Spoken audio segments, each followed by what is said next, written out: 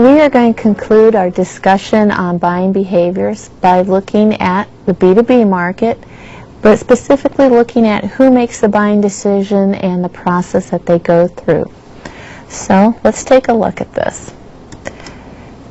Who actually makes the decision to buy within an organization? Well, keep in mind it's going to be different for every organization depending on how large your organization is and also how formal or informal it may be in its operations. What I'm going to do is be going through and describing different roles that are played within the buying process. You may have one person doing one role. You may have 100 people in one role. You may have one person doing multiple roles. It doesn't matter. We're concerned with the roles, not the number of people. But as you'll see, there's a lot of different roles involved in this whole thing. We call this the buying center. Everybody who's involved in one way or another with the buying decision is a member of the buying center. The first role that we're going to look at is the initiator. And the initiator is the one who brings the issue to the attention of the other members of the buying center. Look, we need to do something about this. Maybe we're running low on product. Maybe we're not being competitive because we need a higher quality component part. There could be a number of different issues or reasons or ways that this attention comes up, but the initiator is the one who gets it started.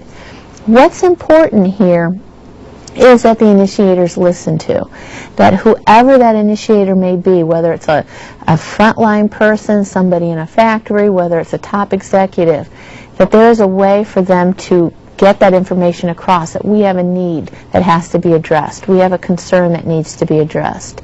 And we'll talk about purchasing agents in a moment, but that's what the purchasing agents need to do, make sure they're constantly gathering that information that there are needs out there. Okay, so once we know we have a need available, the second step, or the second role that we're looking at, is that of the user. The user, this may come as a real surprise to you, is the person who uses this product or will be using this product. Hopefully the user has a lot of input within this buying decision. However, if you currently work within an organization, you know that unfortunately that doesn't always happen, that the decision is made without the input of the user. But they're the ones who understand what works well and what doesn't work, what's necessary and what isn't necessary. So they are a vital part of this whole buying process. We also have gatekeepers. And gatekeepers control the flow of information. Okay, they control the flow of information. And this could be performed by a number of different people within the organization. We initially tend to think of purchasing agents and people higher up being the ones who are collecting information and deciding what needs to go forward and what doesn't. But one position within the company that really plays this role and should not be ignored is that of the administrative assistant or secretary. Nobody gets past her desk, and I'm using the term her generically, not genetically.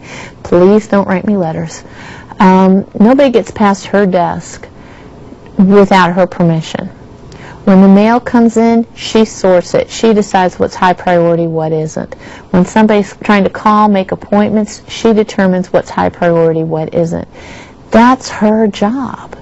So you want to recognize the role of the secretary or administrative assistant within this buying process as well.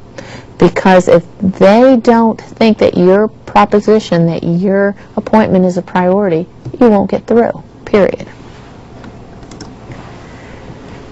Within the buying process, we also have the role of the influencer. And the influencer is anyone who has something of value to contribute to this decision.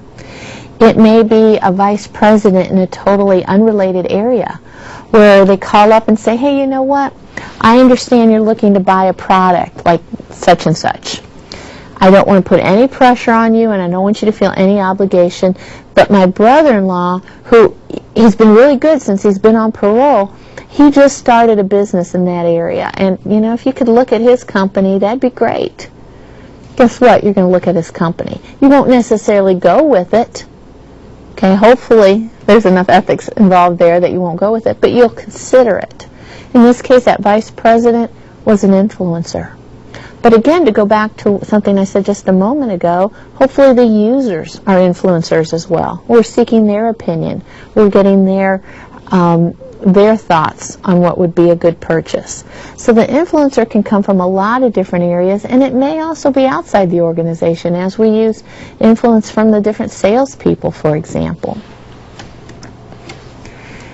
The decider is the person who decides what product is going to be purchased from what vendor or supplier. Vendor and supplier mean the same thing, and I'll be using the two terms interchangeably today. What most consumers don't realize that in the B2B market, picking your vendor is really more important than picking the product.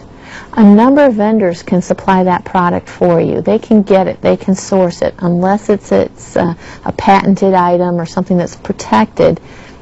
You can get it from a number of different sources. So the big decision is, okay, we want this product, but who are we going to get it from? And there's a lot of details involved in that, from pricing to delivery to cooperative arrangements, a lot of different things. So the decider will decide what product from what vendor. The last role we're going to look at is that of a buyer. And a buyer negotiates the deal. Okay, the decider has already made that decision. Here's who we're going to go with. Let's just go ahead and go with them. Well, the buyer's going to sit down then and say, all right, let's talk. When is this product delivered? How many times is it going to be delivered a week? We want it delivered on these specific days at these specific times. This is what we're willing to pay in markup. This is the markdown money we want for product that doesn't move. There's a lot of information that gets involved in negotiated and signing a contract, and that's the buyer's responsibility.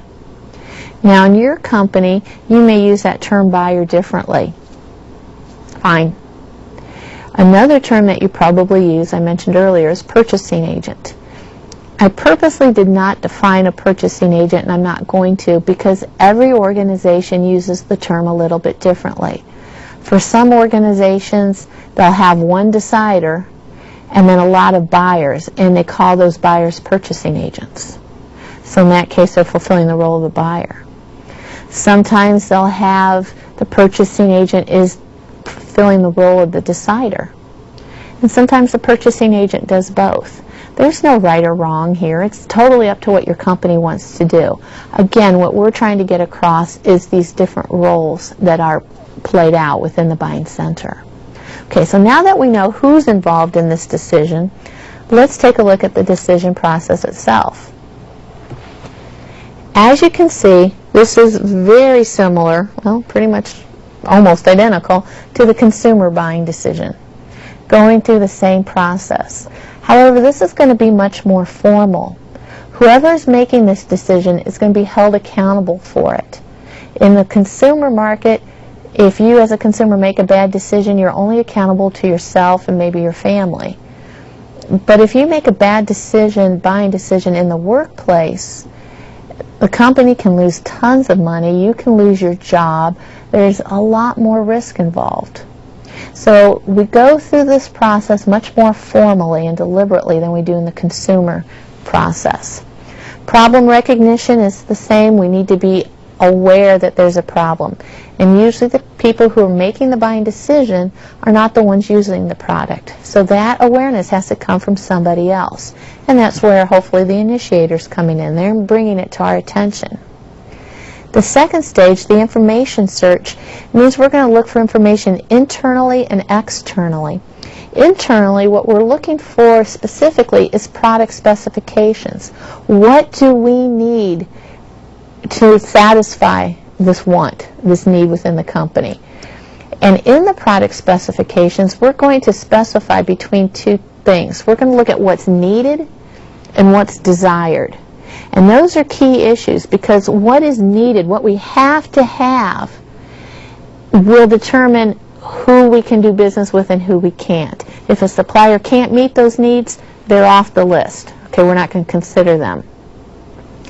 But those items that are desired, that we'd like to have but we don't have to have, Those are things that give us some negotiation power. And so we want to make sure we know everything that we need and everything we desire so we can choose the right vendor and then have good negotiating power when we get in there and try and get as many of those things as we can. Also in the information search, we'll start gathering the information about the possible vendors that could satisfy those needs. The third step is to evaluate the vendors and the product offerings. We are going to accept bids, we will probably get some samples, and we will thoroughly evaluate and test what this is. We don't want to go in blind, hey, you look like a nice person, okay, come on, we'll do business with you. Our job means more to us than that. We've got to make sure that we're doing our homework right, and anybody that we're seriously considering, we have documentation that they can provide our needs. So we spend a lot of time on this step, thoroughly evaluating the different alternatives. We then come to the fourth step, where we'll actually choose which product we're buying and which supplier. Another decision we will make here is if we want to go with one supplier, which is called sole sourcing, or if we want to go with multiple suppliers, which is called multiple sourcing. With sole sourcing, we're taking a little bit of a risk, because if anything happens and we don't get our product delivered from them, we're out of product. However, the benefit with sole sourcing is when we commit to a supplier like that, we become their preferred customer. We usually get preferred pricing, we will get preferred treatment, so if they are running short on inventory, we get it first before other customers, so there's some real advantages. With multiple sourcing, we won't get that preferential treatment, but we'll never run out of product. We'll always have backups available. We'll always have another company we can go to if we need to. And the last step is post-purchase evaluation. Now remember when we talked about this in consumers, we said most of the time this is subconscious, that we do it all the time and we're not even aware that we're doing it. It's totally different in the business marketplace here. This is a very formal process. We're going to create what we call a vendor analysis. We're going to formally document their deliveries, if they're complete, if there's substitutions, if there's invoice errors, if there's quality problems, how they handle problems when they arise, and they will arise. So we want to know how they handle it. These are things that we're going to document not only to protect ourselves professionally, but also the next time we go through this process and we're looking for suppliers and evaluating suppliers, we can pull out these previous vendor analysis and say, okay, we dealt with them before and had a real problem with such and such. Or we dealt with them before and, you know, they really came through for us. They were somebody who listened to us and were very responsive to our needs. Let's look at them again. So we can use this information over and over again. So again, it protects yourself, and it's going to help you in future buying decisions. Okay, so let's summarize what we've talked about here in this segment. There's much more risk involved in a B2B buying decision than in a consumer buying decision.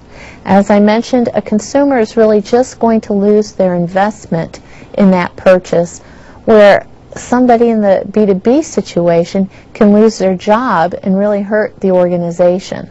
So there is more risk involved. The marketer should recognize that there is a process, and multiple people and egos are involved in this decision. So just calling on somebody saying, hey, you know, let me take you out for lunch and let's go see if we can get you to buy this product, isn't going to work. It has to go through this process. And in going through that process, a lot of people, all these people in the buying center, are going to have opinions, and they're going to want their opinions listened to. And when they're not, you're going to have some ego issues and some backlashes.